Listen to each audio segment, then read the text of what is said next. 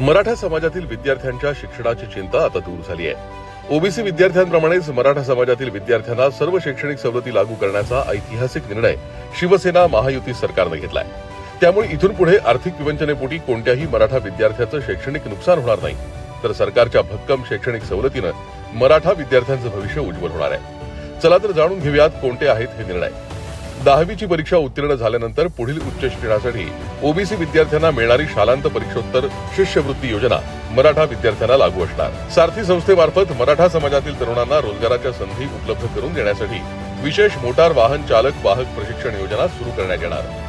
इयत्ता 9वी ते 12वीच्या माध्यमिक आणि उच्च माध्यमिक वर्गातील विद्यार्थ्यांना लागू असलेल्या विशेष शिष्यवृत्ती योजनेचा लाभ मिळणार। ओबीसी विद्यार्थ्यांना लागू असलेल्या इतर 16 बाबीबाबतच्या शैक्षणिक शुल्काची प्रतिपूर्ती योजना मराठा विद्यार्थ्यांनाही लागू असणार। राज्यातील रहिवासी असणारे पण परराज्यात अनुदानित आणि विना अनुदानित व्यावसायिक अभ्यासक्रमांसाठी प्रवेश घेतलेल्या विद्यार्थ्यांना शैक्षणिक सवलत मिळणार।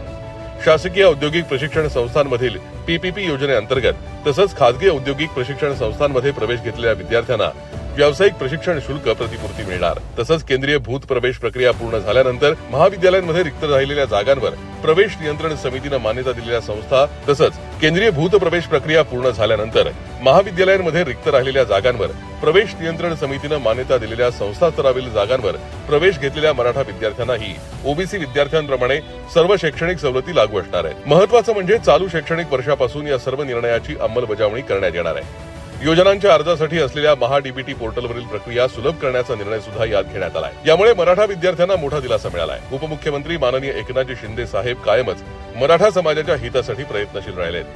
मुख्यमंत्री पदाच्या कार्यकाळापासून त्यांनी सारथी अण्णासाहेब पाटील आर्थिक विकास महामंडळाच्या माध्यमातून भरघोस निधी देत मराठा विद्यार्थ्यांना बळकटी देण्याचं महत्त्वाचं काम केलं।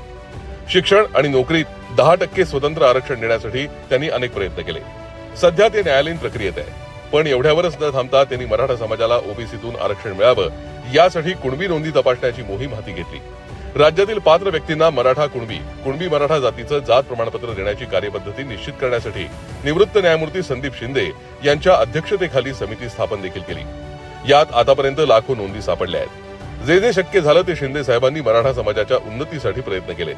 त्यांच्या याच प्रयत्नांची ही पराकाष्ठा असून मराठा समाजाच्या हितासाठी न्यायासाठी शिवसेना महायुती सरकार कायम कटिबद्ध आहे।